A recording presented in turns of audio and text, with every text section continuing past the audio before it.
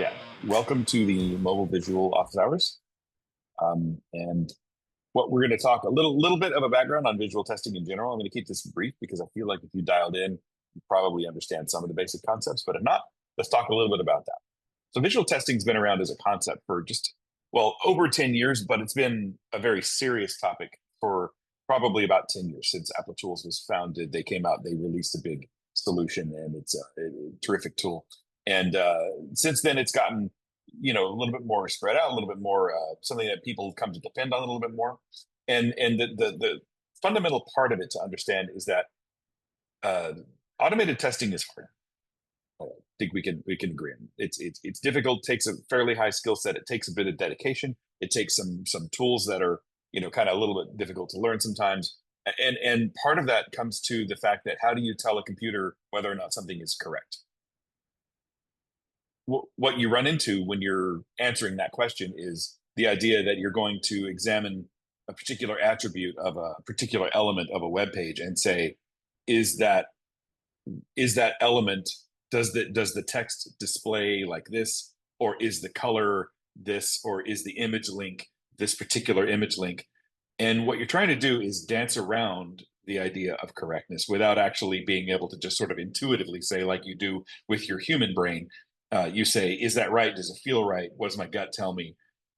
With a computer, you have to give it explicit, ultra explicit instructions that sort of dance around the correctness of it, because no user ever cares that the image source tag points to the correct link on the S3 bucket. What they care about is that it's an image of, a bunch of iPhones with clouds like this one right here. And so visual testing is an attempt to let the computer mimic some of that intuition, even though the human intuition is still involved. It aims to simplify the code that you're writing so that you don't have to write every single little assertion. What tends to happen is that you write a whole bunch of assertions to figure out whether or not something is correct between the current build and the previous build. And then that code is brittle, and it tends to be a little bit flaky, and it tends to be extremely difficult to write and maintain. And what we want to do is replace a bunch of that with a simple check that says, what are the differences between these two things from a visual standpoint? So um, the other advantage that we're covering today is the fact that with the Sauce visual solution, you're in the tool already. You're already using Sauce. You add a couple of lines of code to your existing code, to your existing test code, and then it just it just works within the same platform. You don't have to download a screenshot from our cloud, upload it to a different cloud. These are tests that sometimes take 5 and 6 snapshots, maybe 10, maybe 500. We've seen some that have ridiculous numbers of snapshots, and that's an appropriate use case in some cases. And they download all of those screenshots to the client, the CI/CD machine, whatever it is, and then they upload all those screenshots back to a separate cloud, separate vendor. Even if they're owned by the same vendor, in many cases they're built separately, or it's an acquired tool and it's bolted on, so it's not actually the same thing. Well, what Sauce does is, since we have all of the visual testing tool and all of the functional testing tool in the same cloud, we are able to simply receive an API instruction that says, hey, I want you to take a screenshot of the session you're in right now, and Sauce will just do that all in the same cloud, and there's no uploading, downloading, nothing like that. It all happens asynchronously inside the cloud. So uh, that's trying to give you an overview of why visual testing is a good thing in general, and then why Sauce Labs is a particularly good solution. And then with that, we'll move into the mobile part of it. Oh, here's a little fun animated GIF that illustrates how much code you can displace with a single line that does a screenshot check. You give it a name and you say, that's it. That's the change in your code. So I think I already covered this all for the most part. We can come back to that if there are any questions. But the thing we wanted to announce is this is a Playwright support, which we're not going to go into detail, but we have the ability now to do storybook comparisons. This is a fully released product that is in the ecosystem already. You can already use this. It's been out for about a month. And it allows you, with a couple of lines of code, to do all of your storybook component testing all at once. But what we're mainly here today to talk about is native mobile app testing with visual. So, hey, do we have any questions in the chat that need to be answered urgently? No, no, nothing yet. Just Okay. just a hi. Okay, great. We'll say hi Hi. back. Hi. Great. Hello. Great. So similar to how you can add pretty much a single line of code to make a visual check between builds in a web context, you could do the same now with native mobile. It's in beta and it will be out on November 7th. We're having people test it. We're having people look at it, working out some bugs, and trying to figure out exactly how we can provide the best value. Um, the promise is that within WebDriver IO or Appium or Espresso or XCUI testing, you should just be able to add a line of code using our SDKs, and then that replaces all that assertion code, which is really, really tricky with phones, with mobile. One of the main things that I've definitely come across is the secret is that we've actually supported mobile for a little while. It's just that it has some difficulties that you would have to overcome, and now we're trying to overcome them for you, so you don't have to worry about it. In particular, imagine if you're running from 1 minute to the next, you're running a whole bunch of tests, and there's a little clock on the top left of the iPhone display. Well, that clock's going to change, and that's annoying, right? You don't want to have to always say, hey, that clock is different, or always ignore that clock. So what we do now, we crop out the entire top bar of the mobile display so that you don't really need to worry about differences up there at the top. So let's run through a little bit of a demo. I happen to have a WebDriver IO script that is now publicly available in our GitHub repo. We can copy this link into the chat. Actually, I can't really post. I can only post to hosts and panelists. So I'm going to post this link to Jenna and Jason. Hopefully someone with more power than me will know how to post that to everyone. So this is the documentation for it. This code is publicly available right now on GitHub. And when I run this command, yeah, sauce visual check, I think that is the name of the command, we can see that it's going to engage with a sauce session. It's going to execute a single test against our sauce demo native app on Google Pixel 14. That's just what it's set up for default. And then we run over to our Sauce Labs user interface. You can see that the test is queued up, getting ready to run right now. Well, it just so happens that this is kind of like a cooking show. I already did this once, so you can go in and actually see what it looked like the last time I ran it. And you can see that between the first time I ran it and captured all my baselines and the second time, I now have differences that I need to go in and review. And so if you notice, the top line is cropped, so you don't see the clock up at the top. You also don't see the buttons down below, which would be the difference between Android and iOS. That would show, always be suspect of difference. Even if you're running the same Android from one iteration to the next, the resolution might be different, and that will pick up some of the differences that you'd see in there.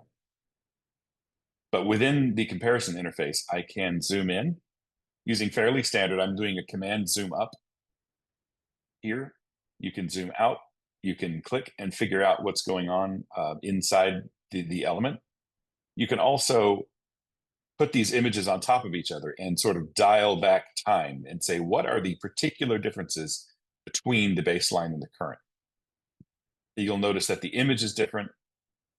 The title is a little bit shifted. It's bolded now instead of, it's not bolded anymore. Rather, it was bolded and now it is not bolded. And then the price has changed.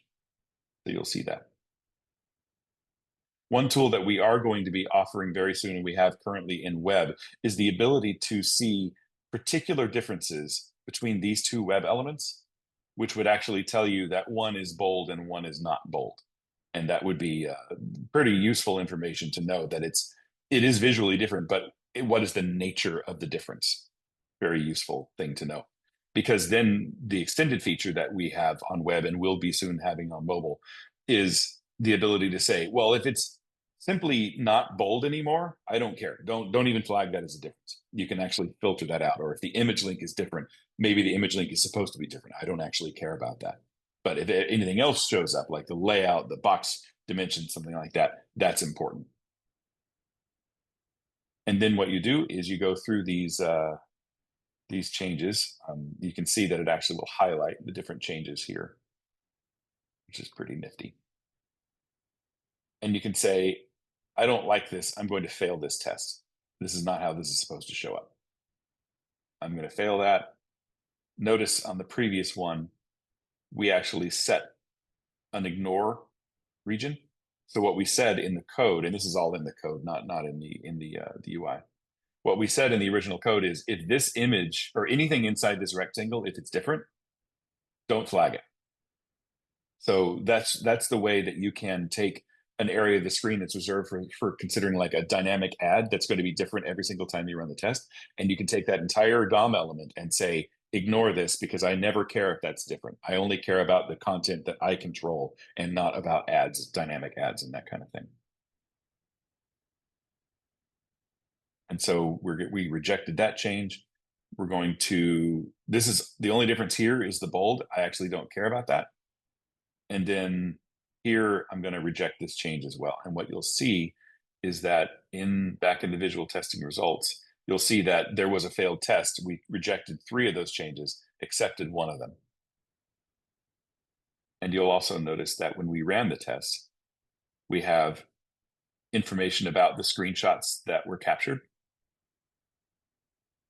as well as the usual logs in the video and everything that you normally get when you're running this kind of test.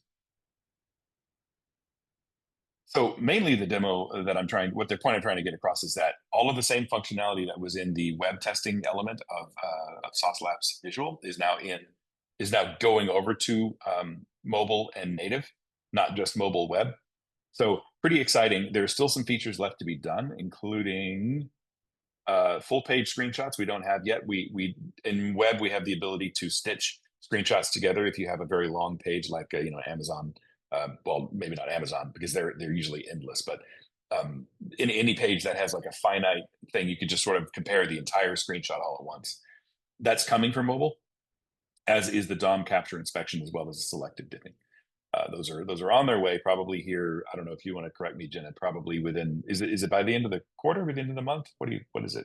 Not this month, but yeah, I can't commit on the behalf of the team for the end of the month, but definitely soon. They're actively working, and that team is, in my opinion, an amazing one. So they'll have it. I agree. Yeah, they're working hard, fast and furious. They're also making commits all the time. So hope if you have any questions about the demo, please let me know.